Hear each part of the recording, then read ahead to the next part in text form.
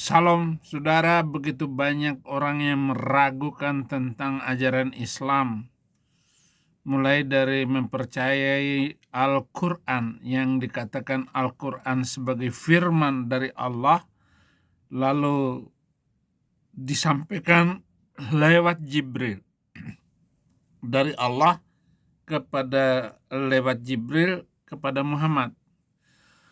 Dari Al-Quran saja, betapa banyaknya rancu dan kekacauan kontradiktif antara satu ayat dengan ayat yang lain.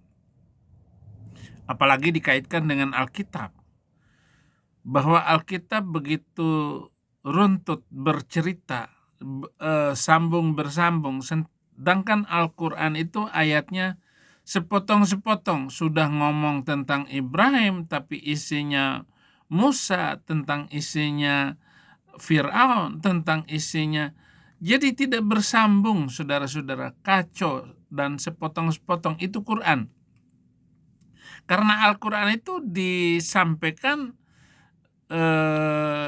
satu cerita dengan terputus semua ceritanya. Apalagi hadis. Hadis lebih kacau lagi. Karena ditulis 2 abad kemudian oleh berbagai macam orang dengan periwayatan yang terputus-putus juga. Apakah kita bisa menyambung antara satu orang generasi-generasi, sedangkan dari Muhammad sampai kepada Bukhari saja itu harus melewati 7 generasi atau 8 generasi rata-rata begitu. Nah, kita lihat ini. Nah, kita kenal Bukhari, Muslim, Ibnu Majah dan lain sebagainya sebagai pengumpul hadis. Beliau ini hidup 200 tahun setelah kewafatan Nabi, dan beliau ini bukanlah orang Arab, orang Uzbekistan, orang Persia dan lain sebagainya. Maksudnya, selain masa waktu yang sudah begitu lama, 2 abad, dan geografis Bukhari, Muslim, Ibnu Majah ini yang jauh dari tanah kejadian, bukanlah satu hal yang mudah untuk mengumpulkan hadis. Dan sahabat yang paling banyak menerangkan menghafal hadis adalah Abu Hurairah. Abu Hurairah menghafal hadis Nabi hingga lebih dari 5.300 hadis. Padahal kalau dilihat dari kebersamaan beliau bersama Nabi tidak lebih dari 3 tahun. Anehnya lagi, tidak ada hadis yang diriwayatkan dari keluarga Nabi yang notabene-nya hidup sehari-hari bersama Nabi, seperti Ali, Fatimah, Hasan, Husain, dan lain sebagainya. Mengapa? Lepas dulu kopiannya bang, ya nggak usah nyamar-nyamar begitu, biasa aja, ya biasa aja. Boleh kok mengkritisi agama kami orang yang terbuka. Saya akan menjawab Anda dari 3 sisi sesuai 3 pertanyaan Anda. Yang pertama, kenapa perawi-perawi hadis itu posisinya jauh, kemudian juga dari jarak kepada Nabi juga jauh. Ingat ya, Nabi sudah melarang untuk menulis hadis itu sejak zaman masa kenabian. Tujuannya apa? Takut bercampur dengan Al-Quran. Sehingga jangan heran kalau kemudian hadis-hadis itu tidak terbukukan, kecuali di masa-masa berikutnya, di mana pada saat itu ditakutkan hadis ini akan hilang kalau tidak dicatat. Kenapa? Karena daya hafal manusia mulai berkurang. Sehingga pencatatan hadis memang terjadi dalam jarak cukup jauh dari Nabi. Ya, pencatatan hadis dilakukan bahkan oleh orang-orang yang mungkin jauh dari kota Makkah dan Madinah. Tapi penghafalan hadis itu sudah ada sejak zaman-zaman dahulu. Bahkan dari zaman para ulama-ulama terdahulu. Para penulis hadis hanya penghafal hadis dari ulama-ulama terdahulu.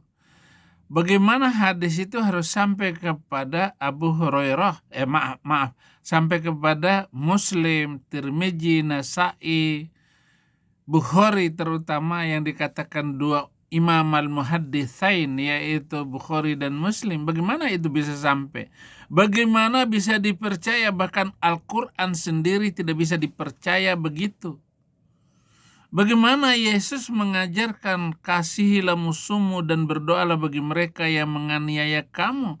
Artinya sudah tidak perlu lagi, tidak boleh lagi setelah Yesus Kristus ada permusuhan, kebencian antara manusia satu dengan yang lain, sedangkan Al-Quran 300 ayatnya itu telah membawa malapetaka bangsa-bangsa.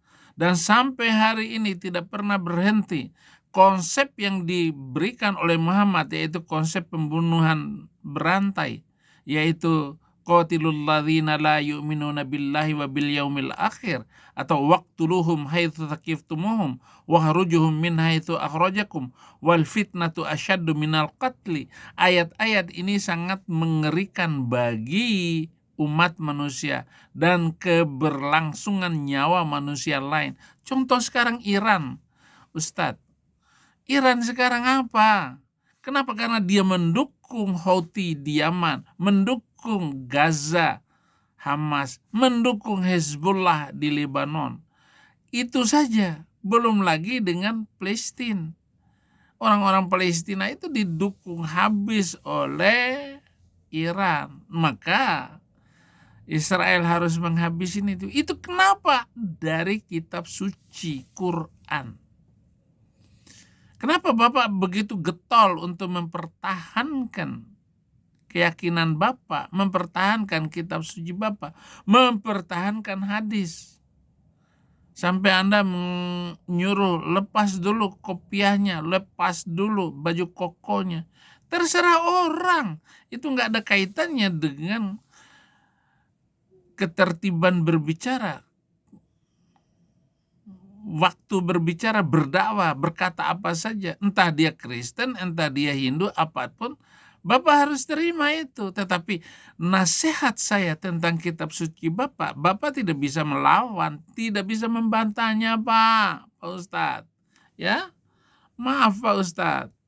Menspesifikkan hadis-hadis itu dalam sebuah buku yang lebih mudah untuk dicerna. Penulisan hadis sudah ada sejak zaman para sahabat Nabi Muhammad Shallallahu Alaihi Wasallam, dan itu diriwayatkan dengan cara menghafal, bukan dengan cara tulisan. Itu yang abang kurang paham. Yang kedua, kenapa Imam Abi Hurairah kemudian meriwayatkan hadis begitu banyak kalau dia hidupnya dengan Nabi Muhammad hanya sebentar saja? Abang tahu ada orang yang dekat dengan seseorang, dia hanya butuh waktu 5 tahun saja, 3 tahun saja, udah bisa merangkaikan kehidupan orang tersebut dengan baik. Tapi ada orang yang hidup lama tapi kedekatannya tidak terlalu dekat. Imam Abi Hurairah atau yang disebut dengan Imam Abdurrahman adalah sahabat Nabi yang hidup bersama Nabi sebagai pembantu. Makanya coba perhatikan, Anas bin Malik juga begitu sebagai pembantu Rasulullah, dan Ibnu Abbas juga selalu ngikut pada Rasulullah. Maka jangan heran orang-orang ini walaupun hidupnya sebentar tapi berkualitas mencatat sejarahnya Rasulullah. Dan yang ketiga, fitnah. Kalau dari kalangan keluarga Nabi tidak ada yang meriwayatkan hadis. Ada kok hadis dari Imam Ali bin Abi Thalib ya, dan ada beberapa hadis dari riwayat Ibnu Abbas, sahabat Nabi Muhammad, dan juga adalah keluarga Nabi Muhammad. Fadl bin Abbas juga meriwayatkan hadis.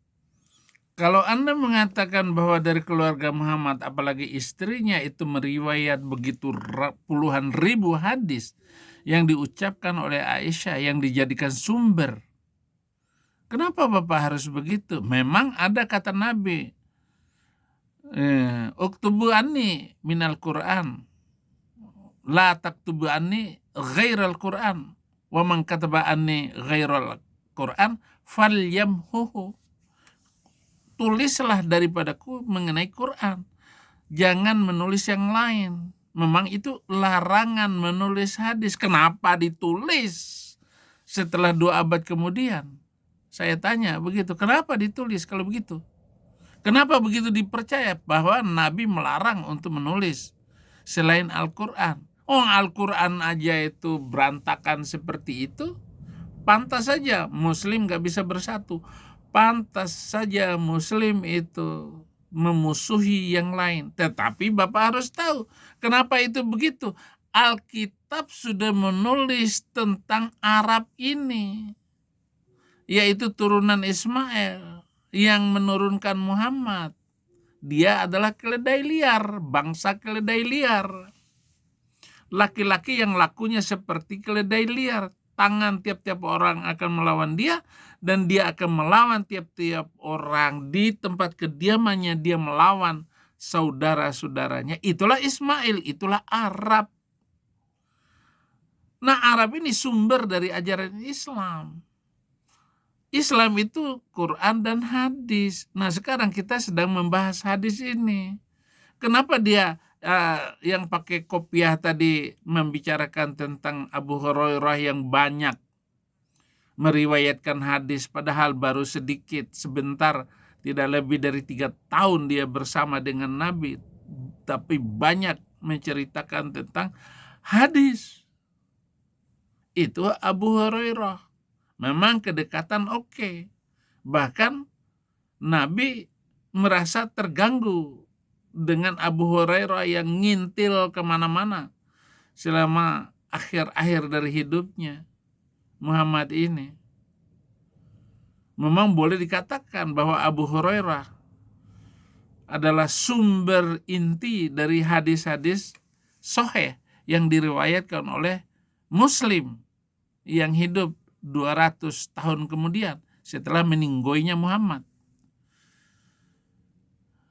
Kenapa Bapak sensitif sekali? Sampai-sampai suruh melepaskan kopiah dan baju koko. Apakah Bapak tidak rela pengikut Islam itu masuk Kristen? Relakan saja.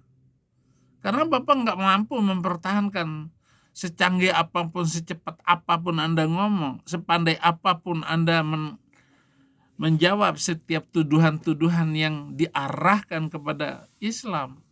Nah, kalau saya memang sudah sejak 20 tahun yang lalu saya lawan nih ajaran yang tidak pantas lagi dipakai orang zaman sekarang. Sehingga punten sekali lagi, kalau memang kita tidak tahu, lebih baik diam daripada kita memfitnah sana, memfitnah sini. Sekali lagi, lepas kopiahnya, buka baju kokonya, tunjukkan jati dirimu jika memang engkau adalah manusia yang seutuhnya. Huda el Huda, cerdas berpikir.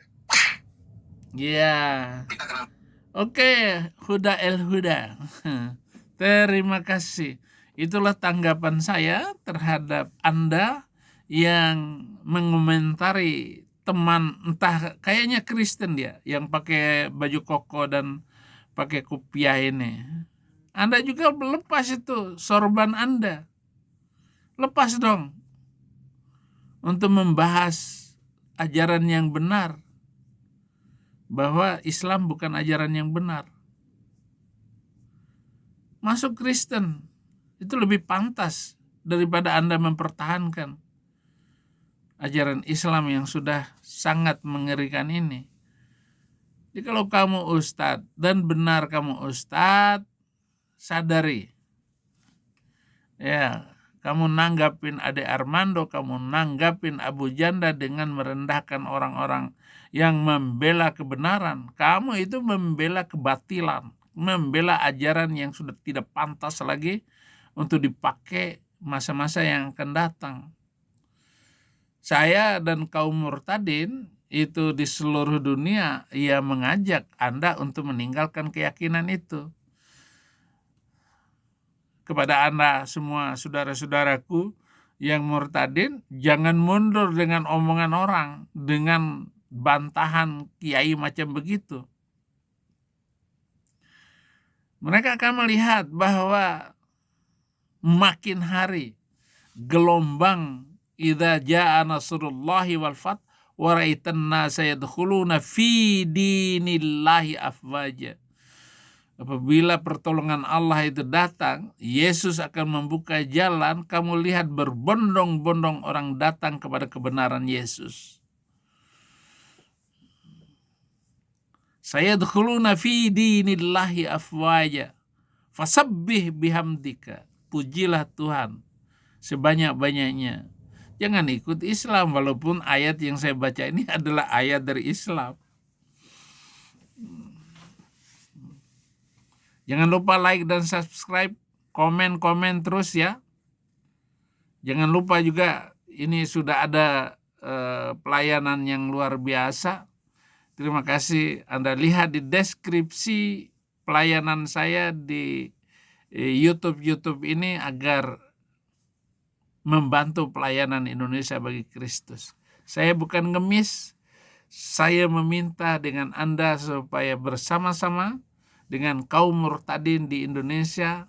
Saya sudah menasihati mereka jangan saling menjatuhkan, jangan saling ribut masalah denominasi.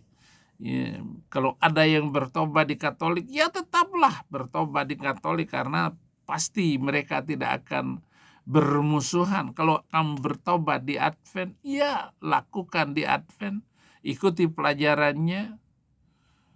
Kalau kamu bertobatnya itu di Protestan, ikut. Kalau di karismatik, ayo. Karena agama yang paling mengerikan ini ya agama Arab, agama Islam itu. Dan tidak tahu berapa juta jiwa manusia melayang karena agama Islam. Terima kasih banyak. Tuhan Yesus memberkati.